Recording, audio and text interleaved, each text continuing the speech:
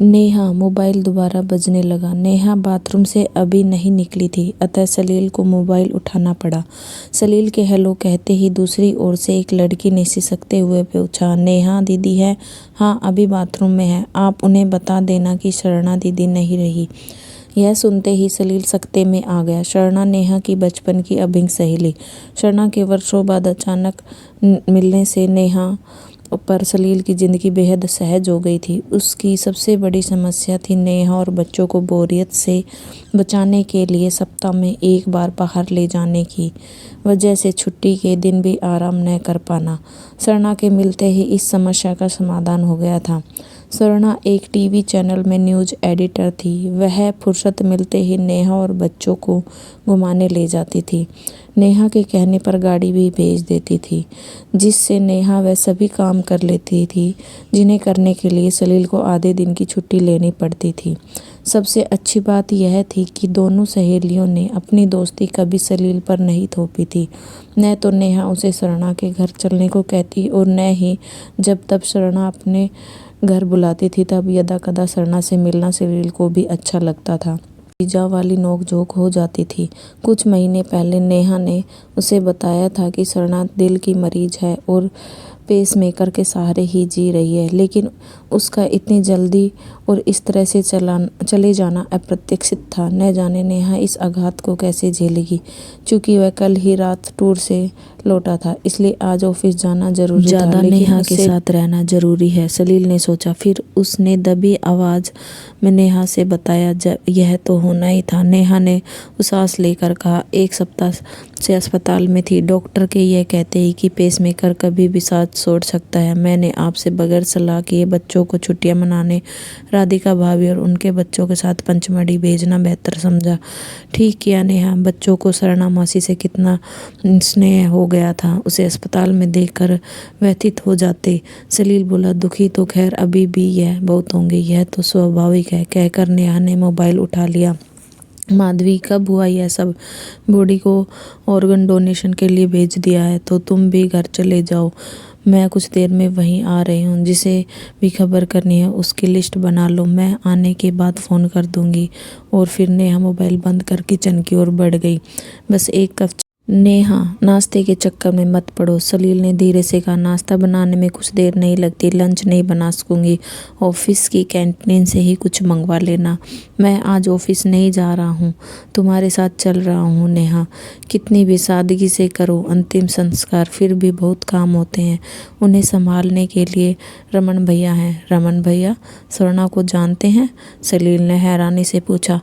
राजस्व विभाग का उच्च अधिकारी राधा रमन, जो स्नेहा का फुफेरा भाई था, इसलिए अक्सर मुलाकात होती रहती थी। लेकिन शरणा के बारे में दोनों भाई बहन को कुछ भी नहीं बात करते देखा था। आपको बताया तो था कि रमन भैया M.Com और फिर प्रशासनिक प्रतियोगिता परीक्षा की पढ़ाई के लिए 3 साल तक हमारे ही घर पे रहे थे। फिर सामने की कोठी में रहने वाली मेरी सहेली शरणा को कैसे नहीं जानेंगे? फिर तुमने तो कभी रमन भैया के परिवार के साथ चाय या खाने पर शरणा को क्यों नहीं बुलाया? कभी उन लोगों ने के बारे में शरणा से बात नहीं की? मुझे यह तो नहीं बताया कि उन दोनों में भी इतनी अभिन्नता है कि अपने सब काम धाम छोड़कर अति व्यस्त रमन भैया उसके अंतिम संस्कार का तामझाम संभालने मौजूद है। सलील ने शिकायती स्वर में पूछा। नेहा हैरान होकर कुछ देर चुप रही, फिर गहरी सांस लेकर बोली, किसी के जीवन के बंद परिच्छेद खोलने का मुझे हक तो नहीं है, मगर अब जब तुम्हारी जिज्ञासा जाग ही दी है तो आज पूरी कहानी सुना देती हूँ। रमन भैया और शरणा को पहली नज़र में ही प्यार हो गया था और मेरे सहयोग से वह प्यार परवान चढ़ने लगा। जात पात का लफड़ा नहीं था। फिर मेधावी भैया प्रतियोगिता परीक्षा की तैयारी कर ही रहे थे। शरणा पूरी तरह से आश्वस्त थी कि उसके घमंडी आला अफसर पिता को प्रशासनिक अधिकारी रमन भैया से उसकी शादी कराने में कोई ऐतराज नहीं होगा, अतः वह बेखटके भैया के साथ प्यार की पींगे बढ़ा रही थी। 3 साल तक बगैर किसी को पता चले सब कुछ मज़े में चलता रहा। हमारी एमए और भैया की प्रतियोगिता परीक्षा शुरू होने वाली थी। उसके बाद भैया का हमारे घर रुकने और दोनों की शादी 2 वर्ष तक होने का सवाल ही नहीं था। यह सोचकर भैया, खासकर सरना, बहुत परेशान रहती थी। इसी बीच एक दिन बुआ जी ने फ़ोन कर बताया कि उन्होंने रमन भैया की छोटी बहन का रिश्ता उसकी पसंद के लड़के से तय कर दिया है। भैया को लगा कि जब बहन का रिश्ता उसकी पसंद से हो सकता है तो उनका क्यों नहीं, और छोटी बहन की शादी के बाद तो उनकी शादी में कोई अड़चन भी नहीं रहनी चाहिए। इन सब से आश्वस्त होकर भैया ने होली पर गुलाल की बजाय स्वर्णा की मांग में सिंदूर भर दिया। हालांकि स्वर्णा ने उस सिंदूर को सिर ढककर गुलाल डालकर छिपा दिया, लेकिन वह उसकी माँ की पैनी नज़र से नहीं छिप सका। और यह भरा किसने स्वर्णा की जितनी लानत मलानत होनी थी हुई, और उसके हमारे घर आने और फ़ोन करने पर रोक लग गई। स्वर्णा के यह कहने पर कि भैया उसके लिए सर्वथा उपयुक्त है और प्रतियोगिता परीक्षा दे रहे हैं, उसके पिता ने व्यंग से कहा कि दूसरों के घर में रहने वाले और लड़कियों से आंख लड़ाने वाले लड़के का इस परीक्षा में पास होने का सवाल ही नहीं उठता, और न ही बिजनौर में वकालत करने वाले रमन के बाप की हैसियत उनका मेधावी बनने लायक है। अतः स्वर्णा उस पर रमन की परछाई भी नहीं पड़नी चाहिए। परीक्षा दिलवाने के लिए भी स्वर्णा की माँ उसे छोड़ने और लेने आती थी, लेकिन परीक्षा हॉल से बाहर निकलने से पहले मैं और स्वर्णा बात कर लिया करती थी और उसे भैया का पता दे देती और उससे भैया का ले लेती। स्वर्णा ने बताया था कि पापा ने वहाँ से बदली करवा ली है और उसकी परीक्षा ख़त्म होते ही वहाँ से चले जाएंगे। कहाँ जाएंगे या किसी को नहीं बता रहे। भैया ने उसे आश्वस्त कर दिया कि किसी भी सरकारी अफसर का पता ठिकाना खोजना मुश्किल नहीं होता। कहीं भी चले जाएं, प्रशासनिक सेवा में चयन होते ही वह उसके पिता से मिलने आएंगे। स्वर्णा बस तब तक अपनी शादी टाल दे। स्वर्णा ने भी आश्वासन दिया कि वह व्यावसायिक कोर्स करने के बहाने 2 वर्ष तक आसानी से शादी टाली जा सकती है। स्वर्णा की परीक्षा खत्म होने की अगली सुबह ही उनकी कोठी पर ताला लगा हुआ देखा। कुछ रोज के बाद भैया भी अपने घर चले गए और मैं दीदी के पास छुट्टियों में पुणे। वहाँ जीजू के कहने पर मैंने कंप्यूटर सीखा तो समय गुजरने को था, लेकिन उसने मुझसे इतना मज़ा आया कि मैंने उसी से स्पेशलाइजेशन करने का फैसला किया और उसके लिए दीदी के पास ही रहने लगी। फिर वहीं तुमसे मुलाकात हो गई। कुछ समय बाद पता चला कि रमन भैया का चयन राज्य सेवा में हो गया है और उनकी शादी हो रही है। सुनकर धक्का तो लगा था, लेकिन तब तक मेरी दुनिया तुम्हारे नाम से शुरू और ख़त्म होने लगी थी। अतः न तो मैंने रमन भैया से संपर्क किया और न ही उनकी शादी में गई और न ही वे मेरी शादी में आए। स्वर्णा ने भी मुझसे संपर्क नहीं किया। मेरे पास तो उसका अता पता भी नहीं था। कई वर्षों बाद रमन भैया की पोस्टिंग यहाँ होने पर मुलाकात हुई। वह राधिका भाभी और बच्चों के साथ खुश थे, अतः मैंने भी पुरानी बातों का जिक्र करना मुनासिब नहीं समझा। लेकिन एक दिन भाभी और बच्चों की गैर हाजिरी में भैया ने मुझे बताया कि पढ़ाई पूरी करके उनके घर लौटने से पहले ही उनके माता पिता ने उनका सौदा राधिका भाभी के साथ कर उनके दहेज से मिलने वाले राशि के बल पर छोटी बहन का उसकी पसंद के लड़के से धूमधाम से रोका भी कर दिया था। छोटी बहन की खुशी की खातिर भैया के पास चुपचाप बिकने के अलावा और कोई रास्ता नहीं था।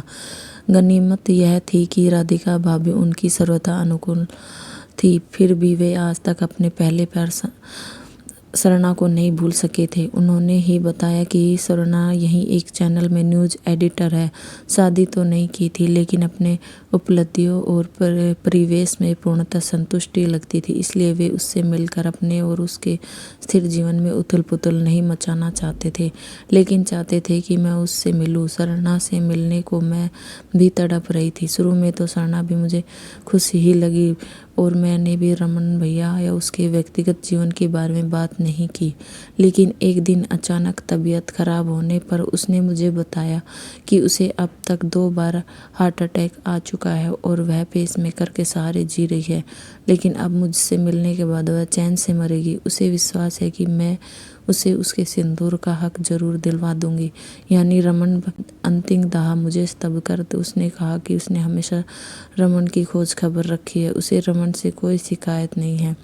उसके द्वारा मांग में भरे हुए सिंदूर और यादों के सहारे जिंदगी तो गुजार ली है, लेकिन मरने के बाद अपने सिंदूर का हक जरूर चाहेगी, यानी एक सुहागन जैसी मौत, और मौत बार बार तो नहीं होगी। मेरे यह कहने पर कि भैया उसे भूल ले नहीं है और वह जब चाहे मेरे घर पर रमन भैया से बेखटक मिल सकती है। तो सरना ने यह कहकर मिलने से मना कर दिया कि कितने भी सतर्क रहो, ऐसी बातों का छिपाना आसान नहीं होता और इससे मैं रमन की सुखी गृहस्थी बर्बाद नहीं कर सकती। अंतिम संस्कार के लिए भी मुझे रमन को बुलाने के लिए सरना को अपने दूर के रिश्तेदार बनाना पड़ेगा। सरना को मैंने आश्वस्त कर दिया, लेकिन रमन भैया को सब बातें बता दी और दुखी बेहाल हो खैर होना ही था और बहुत हुए भी। उन्होंने भी मुझसे वादा किया कि जब भी सरना की तबीयत खराब हो उन्हें खबर कर दूं। वे उसके अंतिम दिनों में बगैर किसी की परवाह किए उसके साथ रहेंगे और राधिका को उस समय जो ठीक समझे वह बता देंगे। पिछले सप्ताह सरना की तबीयत के बारे में पता चलते ही मैंने रमन भैया को खबर कर दी थी। फिर सब बच्चों को उकसाया कि उन्हें छुट्टियों में बाहर घूमने जाना है। फिर किसी भी तरह राधिका भाभी को उनके साथ पंचमढ़ी भिजवा दिया ताकि रमन भैया इत्मीनान से सरना के पास रह सके। मुझे तसल्ली है कि मैंने अपनी सहेली को उसके अंतिम दिनों में रमन भैया का भरपूर सानिध्य सिंदूर का हक दिलवा दिया। मैं नहीं चाहती कि तुम मेरे साथ चलकर रमन भैया को अपने कर्तव्य निर्वहन से रोको। नेहा ने अनुरोध किया। बेफिक्र रहो नेहा, जितना हक सरना को अपने सिंदूर पर था उतना ही कर्तव्य रमन भैया को भी उस सिंदूर की लाज रखने का है। सलील ने गहरी सांस लेते हुए कहा, मैं रमन भैया से यह कर्तव्य निभाने का सुख और उनकी गोपनीयता नहीं छूनूंगा।